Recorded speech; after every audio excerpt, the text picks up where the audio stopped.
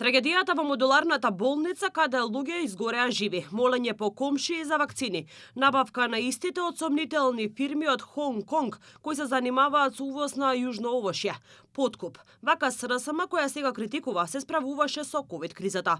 Премиерот Христијан Мицкоски смета дека јавност имала шанса на своја кожа да почувствува како социјалдемократите се справувале во кризните состојби додека биле на власт. Заборави да каже дека единственото нешто по кое што ќе бидат од тогаш запомнети е фактот што како држава најлошо се справивме со ковид пандемијата, односно имавме најголем број смртни случаи по глава на жител, споредено со сите европски земји.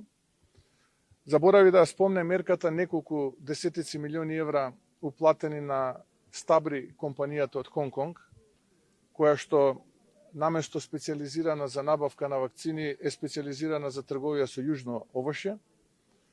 Заборави да каже за бруталниот подкуп на изборите во 2020 година, кога со уредби со сила на закон се менува закони во 5 до 12. Мицкоски обвини дека опозицијата селективно ги прикажува мерките од ковид периодот, избегнувајќи да зборува за, како што рече, најтешките последици и спорните одлуки од тоа време. Но граѓаните гледаат, тие повторно ги навредуваат граѓаните и мислат дека политиките на СДСМ и ДУИ од минатото може да ги споредуваат со политиките од оваа влада, а граѓаните тоа го гледаат и впрочем тоа го кажа и на претходните локални избори, а ќе го кажат и тоа на следните парламентарни избори. Инаку лидерот на СРСМ Филипче оцени дека мерката за намалување на ДДВ-то за горивата е задоцната и надоволна, тврдејќи дека граѓаните нема да ги почувствуваат реално намалувањето на цените. Според него владата 3 недели не реагирала на време, дозволувајќи, како што рече, растот на цените на горивата да повлече и поскапување и кај храната.